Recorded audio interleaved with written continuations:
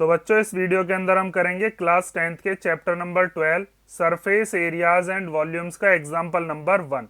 तो एग्जाम्पल 1 में हमें दिया है Rashid got a playing top lattu as his birthday present which surprisingly had no colour on it.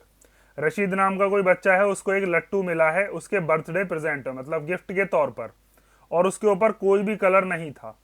He wanted to colour it with crayons. तो अब वो इसको क्या करना चाहता है, कलर करना चाहता है। किससे? अपने क्रेयंस से।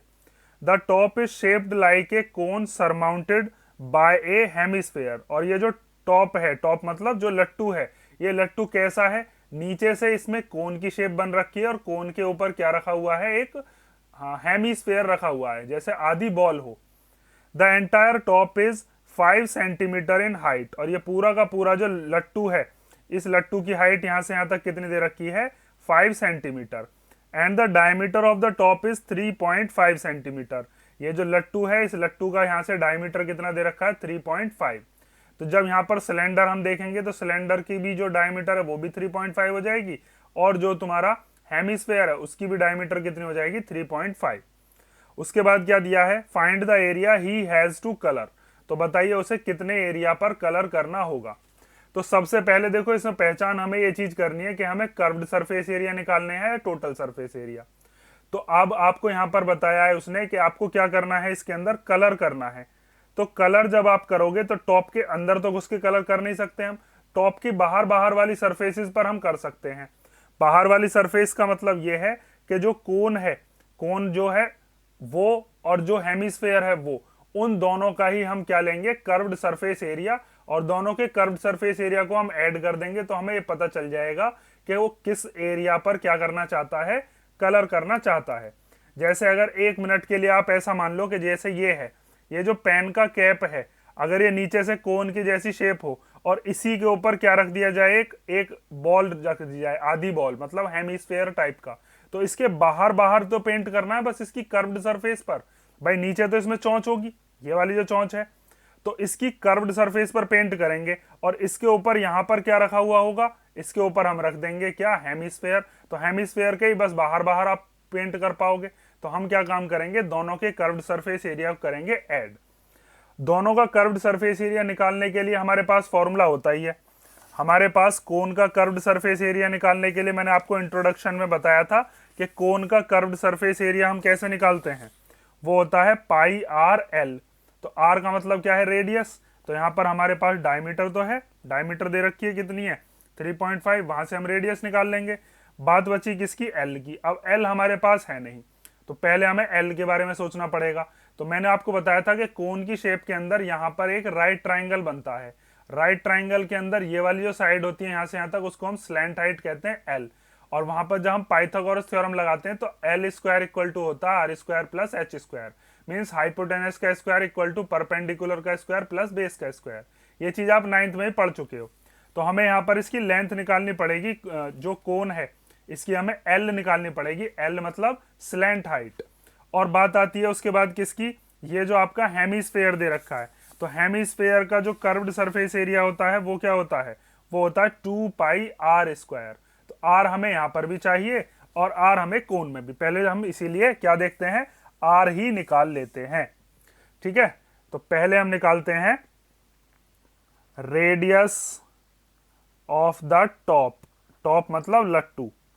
रेडियस ऑफ द टॉप, तो वो कितनी होगी? वो हो जाएगी आपकी डायमीटर की जो आधी है वो। डायमीटर कितना दे रखा है? 3.5/2। अब 3.5/2 रख लो, या फिर जब हम 2 से इसको डिवाइड करेंगे तो ये आएगा 1.75 सेंटीमीटर। ठीक है, तो रेडियस तो आ गई हमारे पास। अब बात आती है कि अगर हम इसकी जो कोन वाली शेप है, इसकी अगर हमें एल निकालनी है तो वो स्लैंट हाइट कैसे निकलेगी? उसके लिए मेरे पास आर भी होनी चाहिए और एच भी होनी चाहिए। तो अब ध्यान से समझना, देखो यहां से यहां तक ये कितनी दे रखी है? 3.5। अगर ये पूरा का पूरा क्या होता? एक स्फेयर होता। अगर ये पूरा का पूरा यहां से यहां तक क्या होता? स्फेयर होता। तो यहां से यहां तक ये वाली भी हम क्या मान सकते थे? इसकी डायमीटर। और ऐसे भी ले सकते हैं हम डायमीटर। तो डायमीटर की हाफ ये वाली क्या हो जाएगी? यहां से यहां तक ये क्या हो जाएगी? ये हो जाएगी इसकी रेडियस। समझ में आई ना बात। भाई स्फीयर के अंदर हम सेंटर से इधर की तरफ चलें तो भी रेडियस, और इधर की तरफ चलें तो भी रेडियस।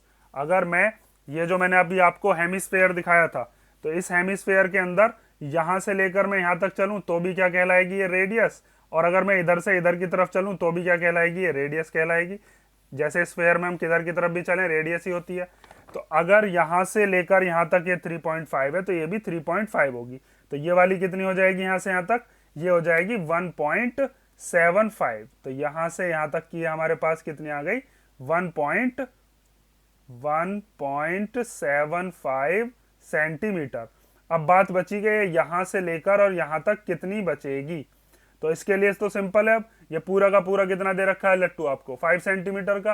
5 में से ये वाला हिस्सा निकाल दो, 1.5 सेंटीमीटर, 1.75 सेंटीमीटर। तो ये हो जाएगा 5 माइनस 1.75 सेंटीमीटर। और ये कितना आ जाएगा, जब इसको हम माइनस करेंगे तो माइनस करके आ जाएगा आपके पास 3.25 सेंटीमीटर। अब ये जो कोन वाली शेप है, इस कोन वाली शेप की मेरे पास दो चीज आ गई। एक तो यहां से यहां तक की क्या आ गई है, रेडियस। भाई रेडियस ऐसे भी थी कितनी, 1.75, ऐसे भी 1.75। और अगर इसको मैं ऐसे करके ज्वाइन कर दूं तो ये क्या बन जाएगा, ये बन गया एक राइट ट्राइंगल। और राइट ट्राइंगल में अब हम क्या लगा सकते हैं, पाइथागोरस थ्योरम, या फिर वो जो मैंने अभी आपको फॉर्मूला बताया था, L square equal to R square plus H square. तो यहां से यहां तक की हाइट पता है 3.25 ये वाली, और यहां से यहां तक की रेडियस पता है। तो अब हम क्या निकाल सकते हैं, इसकी L निकाल सकते हैं। L बोले तो स्लैंट हाइट। तो अब यहां पर आप निकालोगे क्या, पहले ये जो हाइट ऑफ कोन है ये आपने कैसे निकाली है, इसको लिखोगे पहले। तो हाइट ऑफ कोन निकालने के लिए जो हमें टोटल हाइट दे रखी थी, एंटायर टॉप की जो हाइट है वो कितनी दे रखी थी, 5। उसमें से हमने 1.75 जो हमारी रेडियस है उसको कर दिया है माइनस। ठीक है, तो ये कितना आ जाएगा आपके पास, ये आ गया 3.25 सेंटीमीटर।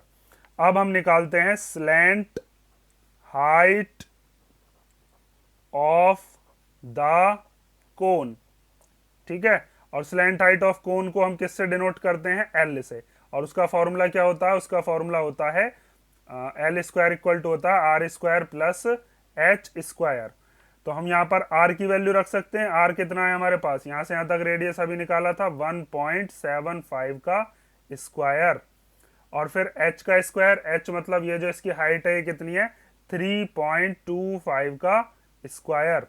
तो L स्क्वायर इक्वल टू आ जाएगा, इनकी हम स्क्वायर खोल लेते हैं, मतलब 1.75 की 1.75 में मल्टीप्लाई करोगे और 3.25 की 3.25 में मल्टीप्लाई करके क्या आता है वो मैं यहां पर लिखे देता हूं। ठीक है,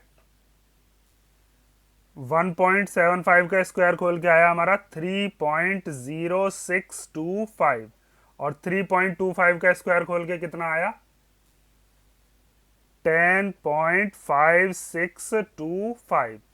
ठीक है, अब हम क्या काम करते हैं, इन दोनों को कर लेते हैं प्लस। तो प्लस करके आ रहा है 13.625। अब इधर से स्क्वायर हटाएंगे तो इधर क्या चढ़ेगा, इधर चढ़ जाएगा रूट। तो L इक्वल टू आ जाएगा अंडर रूट के अंदर 13.625। ठीक है, ये तो स्क्वायर वगैरह और एडिशन तो आप कर लोगे। मेन चीज है आपको कि यहाँ पर आप अटक सकते हो, क्योंकि कई बच्चे ऐसे हैं कि वो इस चीज को भूल चुके हैं कि अगर यहाँ पर ये कोई परफेक्ट स्क्वायर नहीं बैठ रहा तो इसका हम लॉन्ग डिवीजन मेथड से कैसे निकालते हैं। तो वो चीज मैं आपको बता देता हूं, उसको देख लो, और अगर आपको आता है तो आप थोड़ा सा आगे बढ़ा लो, स्किप कर लो। ठीक है, अब हम निकालते हैं 13.625 किसका होता है, और पॉइंट के बाद आपको कम से कम कितने डेसिमल तक सॉल्व करना है, 2 डेसिमल तक तो आपको सॉल्व करना ही होगा। ठीक है, तो अब यहां पर देखो, इधर निकाल देता हूं मैं 13.625 का रूट कितना होगा। ठीक है, तो उसके लिए हम क्या काम करते थे, पीछे से पेयर वगैरह बनाते थे। तो पहले हम यहाँ पर पॉइंट के बाद 4 डिजिट कर लेते हैं, अपनी तरफ से 0 लगा सकते हैं। तो यहाँ पर हम पेयर बनाते हैं, इन दोनों का एक पेयर बन जाएगा, इन दोनों का एक पेयर बन जाएगा, और इन दोनों का एक पेयर बन गया। मेन चीज है पीछे से पेयर बनाते हुए आते हैं। यहाँ पर अगर एक भी डिजिट रह जाती है तो भी कोई दिक्कत नहीं है, लेकिन पेयर पीछे से बनेंगे।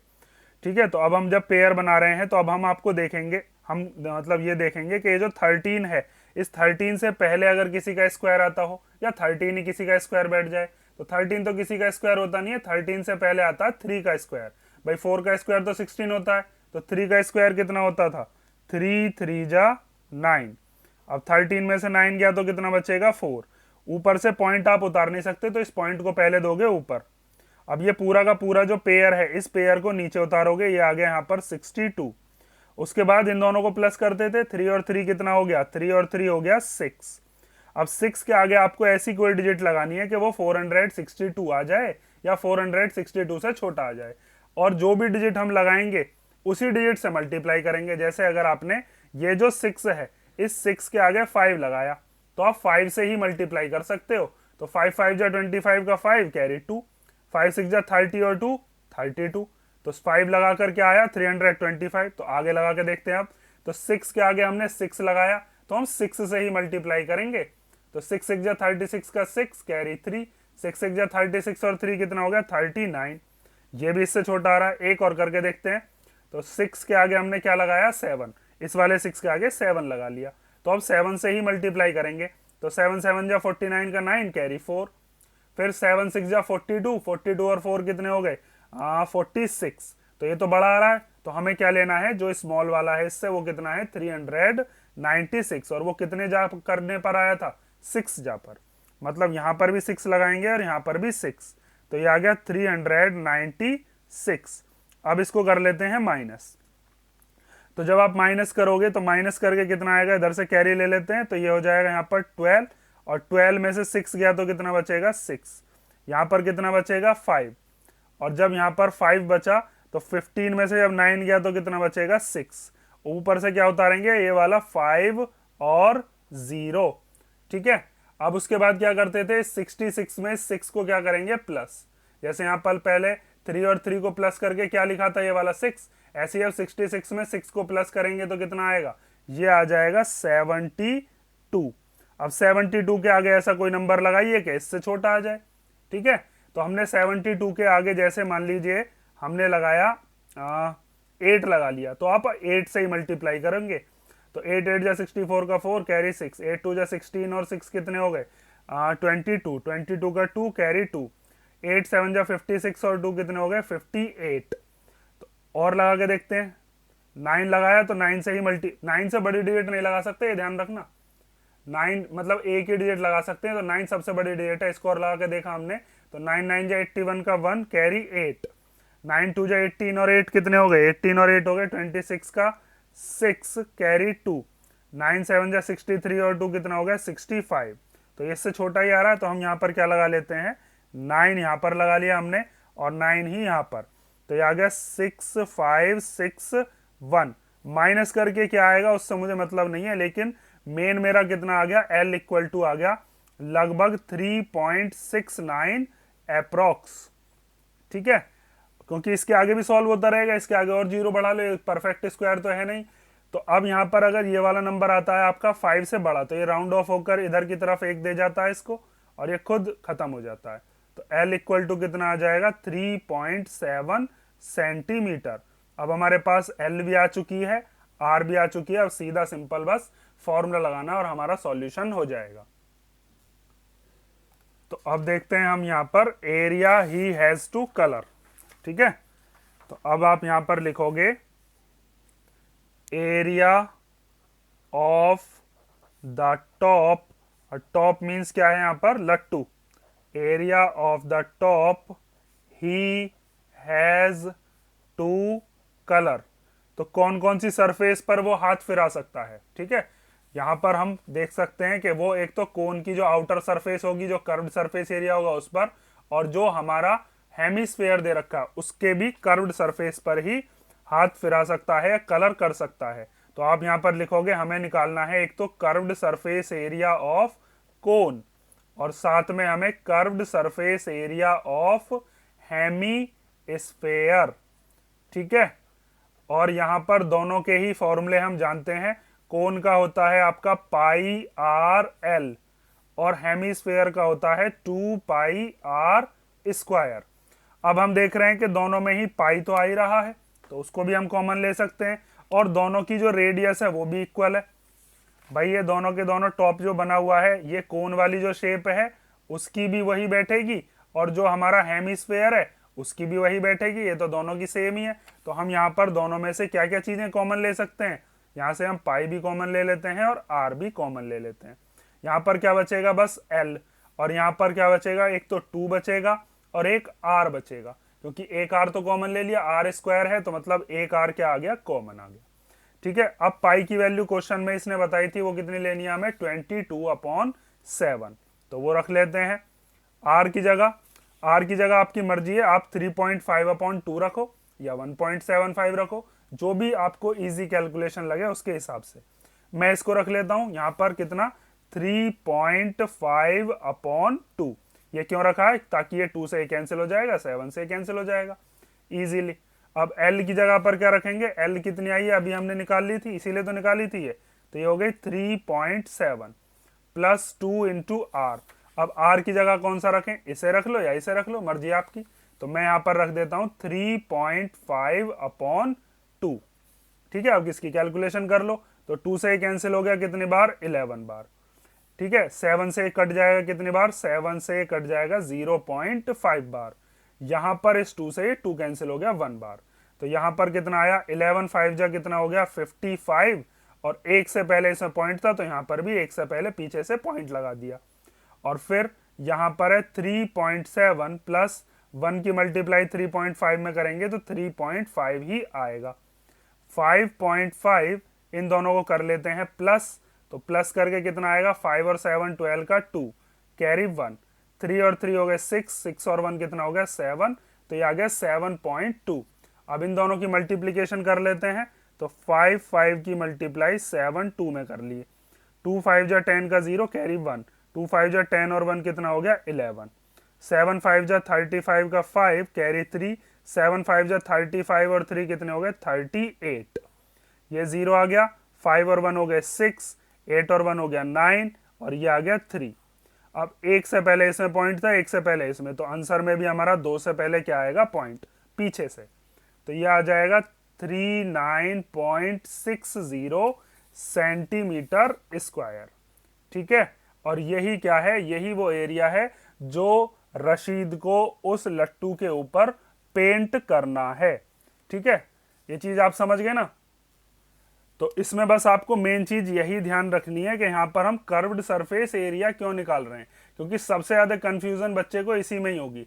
कर्व्ड सरफेस एरिया इसलिए निकाल रहे हैं कि लट्टू की कौन कौन सी सरफेस ऐसी है जहां पर वो कलर कर सकता है। तो कोन के भी बस कहां कहां पर कर सकता है, वो बाहर बाहर, और जो हेमिस्फेयर उसके ऊपर लगा हुआ होगा वो हेमिस्फेयर के भी बस बाहर बाहर ही क्या कर पाएगा, पेंट कर पाएगा या कलर कर पाएगा। ठीक है, ये आपका एग्जाम्पल 1 हो गया, मैंने डिटेल में आपको समझा दिया है, और इसको कर लो ध्यान से। अगर इसमें कोई डाउट हो तो कमेंट करके पूछ लेना। एग्जाम्पल कोई नहीं छोड़ना, एग्जाम्पल में से बहुत क्वेश्चन फंसते हैं और बच्चा बस एक्सरसाइज करके चला जाता है और एग्जाम्पल में से क्वेश्चन आ जाते हैं। तो ये कर लो, नेक्स्ट वीडियो में हम करते हैं इसका एग्जाम्पल नंबर 2।